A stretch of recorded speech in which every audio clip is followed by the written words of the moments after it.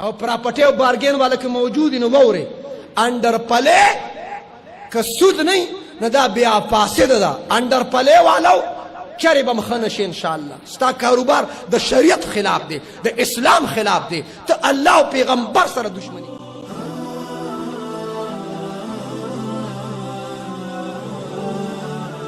مسجد کې چې د رب نوم واخلي وای چې د رب نوم واخلي بیا په محبت سره وای سبحان الله لہذا خپل مزاج ختم کو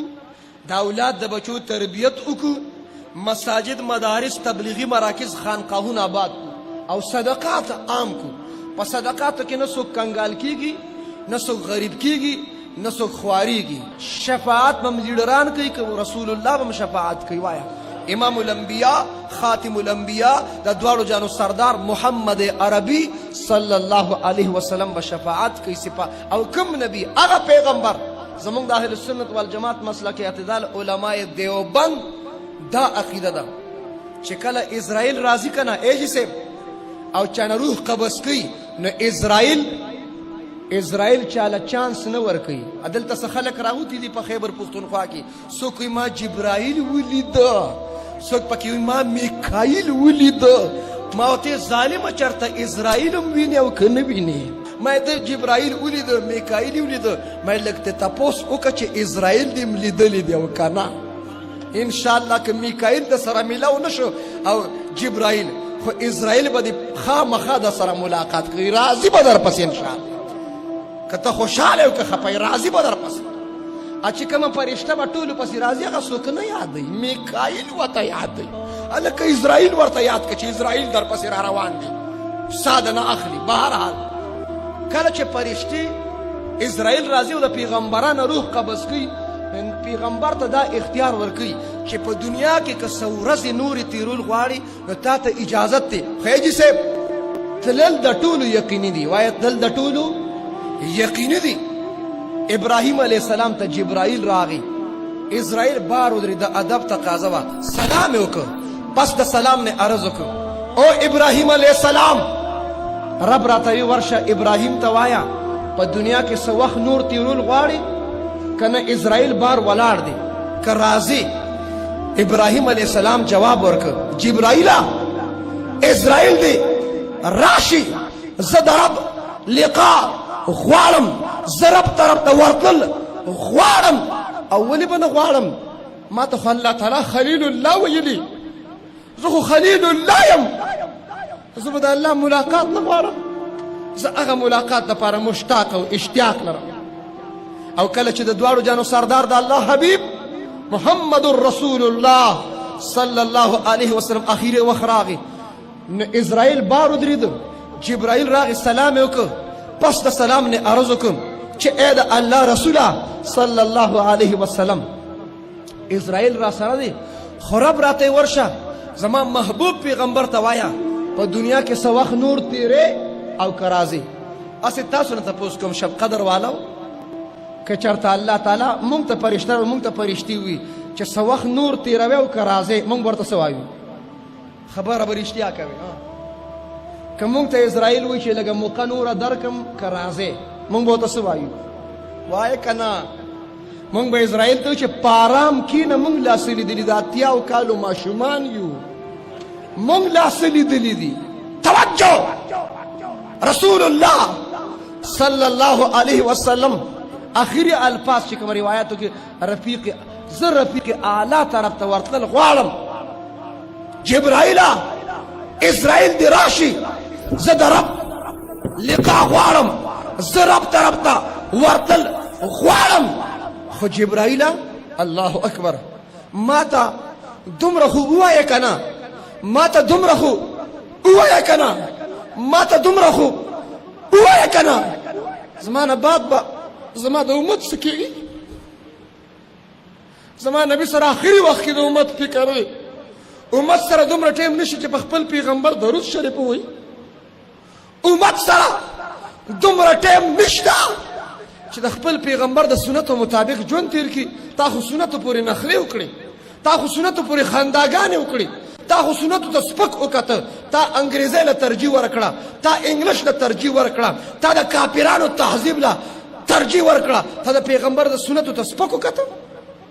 اخري وخت کې زما پیغمبر ستا غم کړي، فاطمه د پاره نه دي کړي، اخو د جنت د زنانو سردار ده.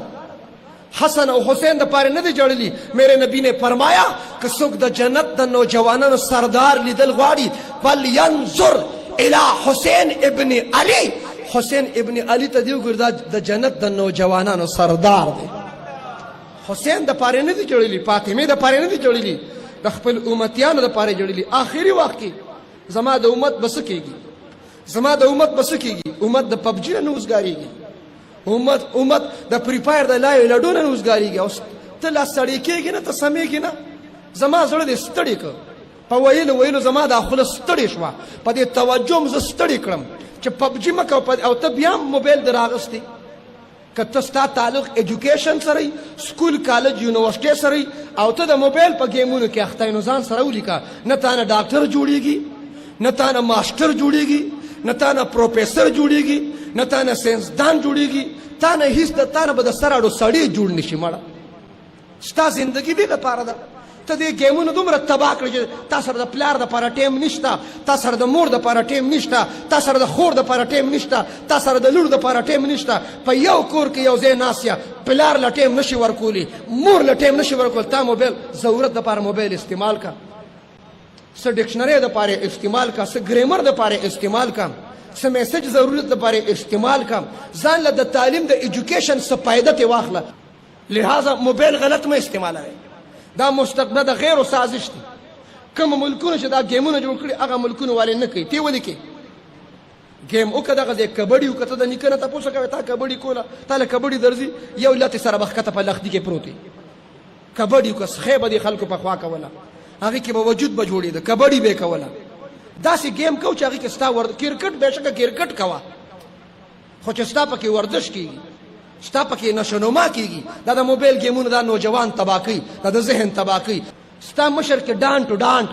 زورونه وه، اوسني مشرانو زورونه پرېښې ده. دې وجه نه د خپل کشرانو خیال وساتو، د مستقبل مدرسې کامیابي کړو. په فضولیاتو پیسې لګو، په خرافاتو پیسې لګو، دا پیسې په مساجدو باندې خرج کړو، په مدرسو خرج کړو. تاسو هر سړی سوچو کې کم سے کم دا موبایل د 20,000 نه خو به ارزان نه وي. د 20,000 روپو موبایل شته. یو ستا بچی سره د 20,000 روپو موبایل دی، او ورشه د امام تنخواه دې تپوس وکړه څومره تنخواه یې ده، او خفه کېږې مه چې نیغ نیغ کېږې، بس امام ته به نیغ نیغ کېږې. ته د میاشتې 100 روپۍ ورکې، دا په 100 روپو د امام په تا خرڅ شه. ما څه موده مخکې دغه ځای یو ځای کې مې د جمعې بیان کو نو چې میلمه راشي خلک میلمه لږ ټایم ورکوي که نه. ستا اوقات څه دي؟ مونږ که امام یو ټایم جمع رانغی، دویم ټایم جمع رانغی، دې له تکړه چې امام ته دا وی چې استاد چې بیا نه وي، خدای دې ووایه بیا نه وي. هلکه امام سره غم خادي شته که نه، اولاد دي بچي دي، غم خادي دي، کور ته به یې سبزي راوړه، ټیپر به یې راوړه، او د خلکو نه د 100 روپۍ راغونډې کړي. ابوبکر صدیق جړل، امی عائشہ صدیقہ تی بابا جان ولې جاړي؟ ابوبکر وی جاړم په دې چې نبی سره تعاون وکم، میں دینے والا اور نبی لینے والا. او ته د خلکو نه 100 روپۍ راغونډې کړي، او چې بیا چې راغونډې کړي او میاشت پسې امام له ورکې نو څنګه یې ورکوي چې استاده دا تنخواه دې واخله، په دې میاشت کې دې هفته چوټي کړې، سمه ډیوټي کوه، دا ستا د فیکټرۍ نوکر دی، دا ستا د کارخانې نوکر دی، دا ستا د اجرې نوکر دی. الله دې د پیغمبر د موسی علیه د وارثانو، د دې علماو د دې پیغمبر د وارثانو قدرداني مونږ ته نصیب کړي. د علماو احترام کوو، د علماو د بې ادبۍ نه ځان. بعضې خلک سیاسي اختلافاتو کې دومره لرې لاړ شي، علم پورې خندا ده، علم ګیرې پورې خندا ده، علم پټکي پورې یو سیاسي اختلاف ساتي، بېشکه وساته چې هر چا سره کې، خو کم سے کم د یو عالم ته سپک مه ګوره، د یو عالم په شان کې ګستاخي مه کوه. دا څومره ظلم دی. دې ګناه ته اوس چې خلکه حرام سیز ځان له حلال کی، لکه چرس حرام دي که نه؟ پراشه کې چرس څه دي؟ وایه دا چې کوم چپ دي ورځه مخکې رابطه کوم هم دي ورته جوړ حلال وي. چرس څه دي؟ چرس حرام دي. او په میډیکل سٹور کې د حکیم سے په دواخانه کې چې دارو ملاویږي وایه دارو حلال دي. دارو چرس اوس په ایمان وایه او ټولې وایه چرس د دارو وي که نه وي؟ وایه چرسیان چرس او دارو وي که نه وي سهار وختي به رواني ځان به ګري هلکه چېرته ځې یاره جسم دارو راوړم ته جوړه میډیکل سټور ته روان دي او پراپرټي او بارګین والا که موجود وي نو واورې انډر پلې که سود نه نه دا بیا فاسده ده انډر پلې والو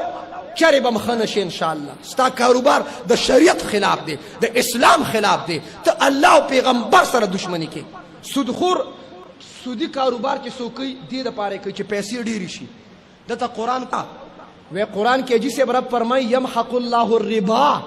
سود سره مال ګټاویږي سود سره مال تباه کېږي تاسو ټول لاړ شئ او سودخور ته کښېنئ وی دا سود ولې کې او چې پیسې مې څه شي وایه چې څه شي اوس دا سودخور وایي چې پیسې مې ډېرې شي او قرآن د سود باره کې څه وایي یمحق الله الربا سود سره مال